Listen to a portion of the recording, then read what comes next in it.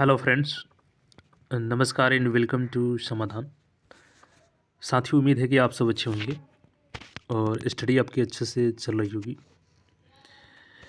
साथियों, बहुत सारी वैकेंसी बिहार में आती हैं, जैसे कि अभी 17वीं बीपीएससी का आया था और CGL4 आने वाला है। लेकिन कुछ भर्तियां होती है जिसमें किसी खास पद को लेकर के उस वैकेंसी को जाना जाता है। जैसे अगर आप बीपीएससी की तैयारी करते हैं तो सबका एक लक्ष्य होता है कि उसमें बीपीएससी में एसडीएम की कितनी सीटें होंगी, डीवाईएसपी की कितनी सीटें होंगी, और उसी के लक्ष्य की प्राप्ति के लिए आप लोग अच्छे से तैयारी करते हैं। इसी तरीके से जो CGL4 वैकेंसी है, इसमें जो मेनली पद तो बहुत सारे इसमें आते हैं और अच्छे-अच्छे पद भी आते हैं। लेवल 7 के भी एएसओ के अलावा कई पद आते हैं, लेकिन मेनली इसको जाना भी जाता है तो सहायक प्रशाखा पदाधिकारी भर्ती के लिए, यानी एएसओ पद के लिए। और हमने आपको बताया था कि वैकेंसी दिसंबर में लास्ट तक आएगी। अब इसके रिगार्डिंग एक बड़ी अपडेट है। जीएडी को जो रोस्टर होता है, चूँकि सबसे पहली प्रक्रिया है कि रोस्टर मिल करके बन करके आता है और वो जाता है जीएडी के पास, और जीएडी भेजती है संबंधित आयोग को। तो जीएडी को एएसओ का पद मिल चुका है, लेकिन अन्य पदों के लिए अभी आगे हम लोग जानकारी लेंगे कि कहाँ-कहाँ से इसमें पद आते हैं और कहाँ-कहाँ के पद इसमें मिल चुके हैं, और विज्ञापन में क्यों देरी हुआ इतना अभी, और कब तक आ सकती है नोटिफिकेशन। इन सारी चीज़ों को क्लियर तो करेंगे ही। साथ में एक चीज़ आप लोग का हमेशा कन्फ्यूजन बना रहता है कि एज कट ऑफ क्या होगा।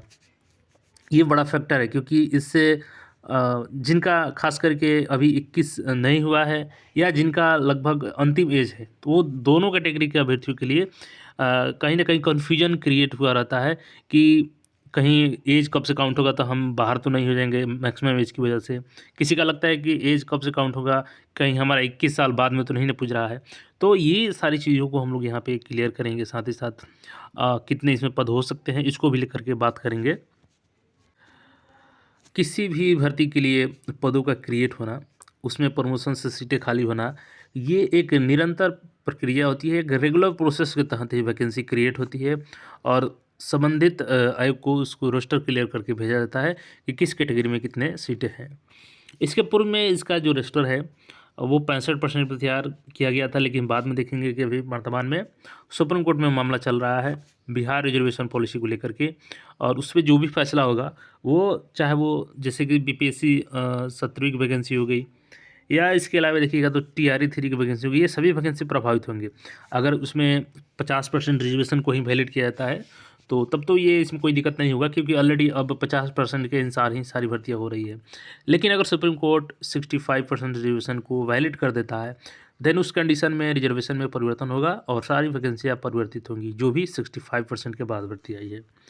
तो इसमें भी अब दोबारा 50% पर रोस्टर बन रहा था, और इसका जो मेन पोस्ट है एएसओ की कितनी सीट होंगी, इसका हम लोग क्लियर यहाँ पर डाटा देखेंगे। देखिए, इसी को तहत लास्ट 2023 में लगभग 500 यहाँ पर 76, इसके अलावा और भी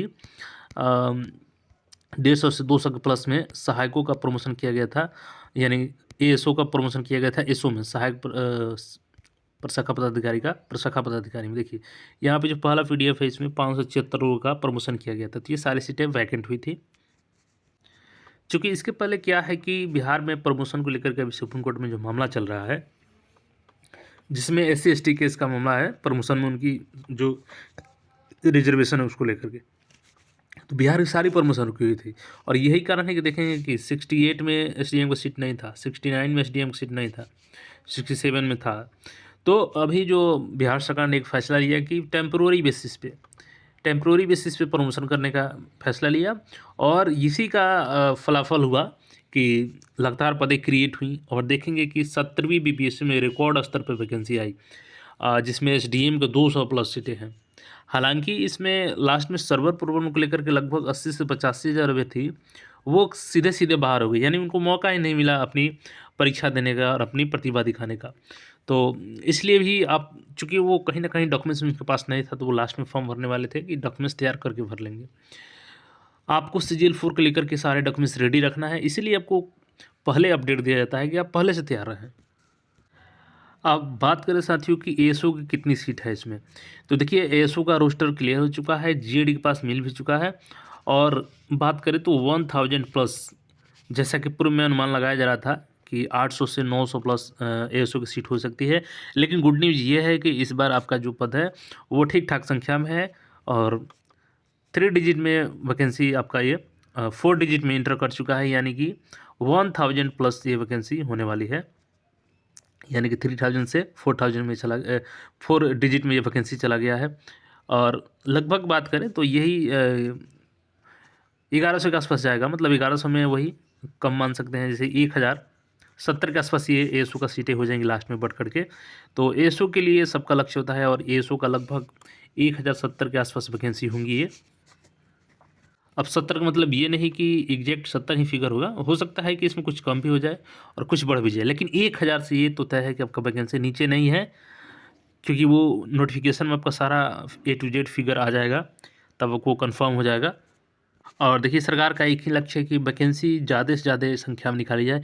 और इसी के तहत देखिएगा तो फिर से ये डेट आप क्लियर यहाँ पे देख सकते हैं, 9 दिसंबर 2024, यानी 3 दिन पहले यहाँ पे सचिवालय जो सहायक प्रशाखा पदाधिकारी हैं, इनको प्रशाखा पदाधिकारी के रूप में प्रमोट किया गया है, लेकिन कि लेवल 7 से लेवल 9 में किया जाता है, जो कि एक एसडीएम का लेवल होता है बिहार में, उस रैंक के अधिकारी बनाया जाता है। और देखिएगा यहाँ पे तो फिर से प्रमोशन किया गया है, जैसे श्रीमती गीता देवी, उनका गृह जिला पटना है।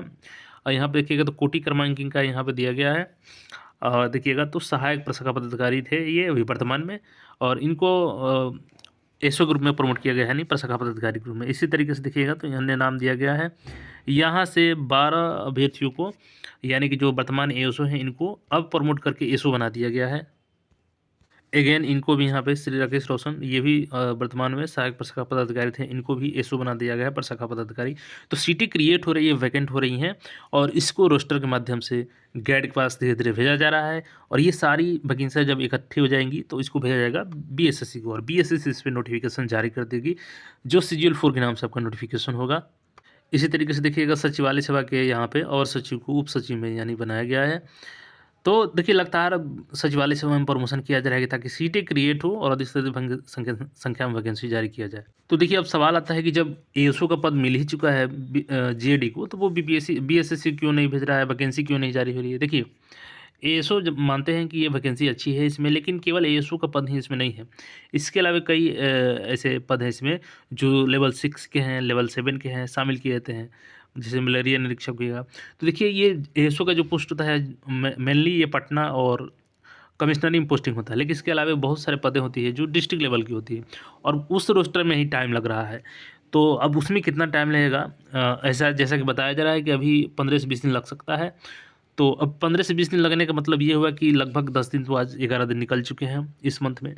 तो लास्टली आयोग के पास यहाँ पे वैकेंसी पहुँचेगी, यानी कि दिसंबर में बात करें तो नोटिफिकेशन अब मुश्किल लग रहा है, क्योंकि जो इन्फॉर्मेशन आता है आपको दिया जाता है। तो ऐसा नहीं है कि दिसंबर में नोटिफिकेशन नहीं आया तो काफ़ी लेट हो गया, जनवरी में हो सकता है कि फर्स्ट वीक में इसको जारी कर दिया जाए, या अगर आयोग दृढ़ संकल्प है और जीएडी तेजी से ये रोस्टर क्लियर करे तो ऐसा भी संभव है कि लास्ट दिसंबर में आ सकता है। लेकिन अब बात कर लेते हैं यहाँ पे कि एज कट ऑफ क्या रहेगा। देखिए पिछली जो वैकेंसी आई थी उसमें एज कट ऑफ आपका मैक्सिमम जो रखा गया था वो 1/8/2021 से रखा गया था।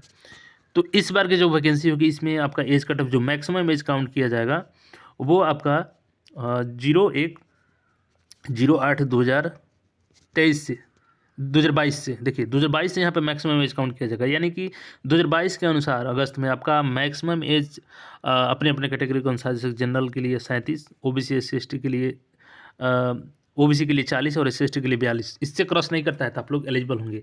और मिनिमम एज की बात करें तो अब देखिए यहाँ पे 2 कंडीशन आ गया, इस अगर दिसंबर को क्रॉस नहीं करती है वैकेंसी तो आपका कट ऑफ रखा जाएगा 1/8/2024।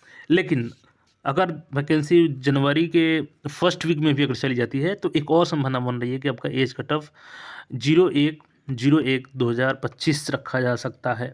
तो ये दोनों कंडीशन को ध्यान में रखेंगे, डिपेंड करेगा कि वैकेंसी दिसंबर क्रॉस करती है या दिसंबर में ही आ जाती है। तो इसके अनुसार आपका एज काउंट होगा। और वैकेंसी की बात करें तो लगभग 3000 से 3500 के आसपास ये वैकेंसी रहेगी। और अन्य इसमें पद जैसे ही जिला लेवल से आते हैं तो इसको सामान्य प्रशासन विभाग बीएसएस को भेजेगा। तो आप लोग देखिए तैयारी अच्छे से करें, क्योंकि देखिए अभी इंटर लेवल की वैकेंसी है तो इंटर लेवल का इसका सिलेबस सेम है, लेकिन इंटर लेवल अभी पैसेंजर गाड़ी है, और हो सकता है कि CGL 4 जब आएगा ना तो आपने देखा होगा कि जब कोई एक्सप्रेस गाड़ी आती है तो पैसेंजर को बीच में ही रोक करके उसको क्रॉसिंग करा दिया जाता है। तो कंडीशन ये भी बन रहा है कि CGL4 उससे कहीं पहले ना कंप्लीट हो जाए, जिस तरीके से अभी इंटर लेवल की लेट-लतीफ़ी चल रही है। तो तैयारी अच्छे से करें, मौका दो है आपके पास। इंटर लेवल डिले भी होगा तो CGL4 उसके पहले हो सकता है।